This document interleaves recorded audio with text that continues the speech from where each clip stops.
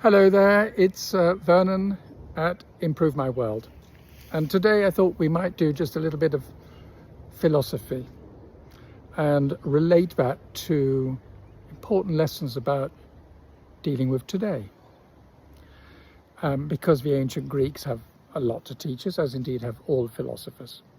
So one philosopher called Heraclitus said life is a constant flux. It's always shifting and changing. His famous quote is, "No man steps in the same river twice.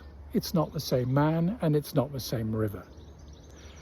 And because everything is moving all the time, and because we are changing, sometimes obviously very, very small ways in fractions of a second, but over time we're constantly changing ourselves and the river's constantly moving. The great tragedy, of course, of human beings is that we are obsessed with certainty and trying to be able to find the security of knowing what's going to happen, of arranging where is this river going, where is our life going, what's going to happen tomorrow, how is it going to happen. And of course there's no way in which we can do that. Everything that's happening in the world is so complex. It's so interwoven, it's so entangled, that there's no way any human being can possibly capture everything that's going to happen tomorrow.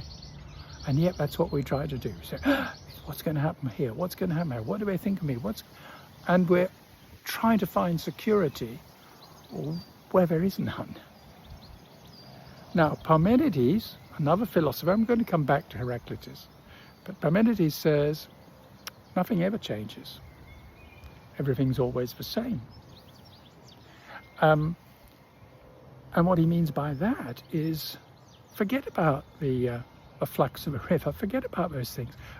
Of course, they're constantly shifting, but the things that really matter, the things that we should concern ourselves about, are eternal and infinite. Light, life, love, honesty, truth, kindness, compassion, altruism, universal laws, universal intelligence. These are all unchanging. They are immutable. And they are what really makes a difference in life. They are the things that have no form, whereas most of the things we chase after have form. These are formless.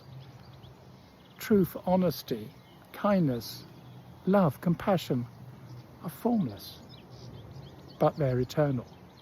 So both these philosophers appear to be saying different things, but actually they're totally reconcilable because they're talking about different aspects of life. So to make the most of that, we have to realize that the world is in flux, constantly changing, constantly shifting. And the way to enjoy life and to make the most of it is not to try and hold it up, not to try and build a dam, not to try and control it, but to go with it, to allow it to happen, to surrender to what is. And when we do that, we become very creative. We say, oh, well, if it's going that direction, or if this is what's happening now, this is what I can do, this is how I can change, this is how I can learn, this is how I can grow.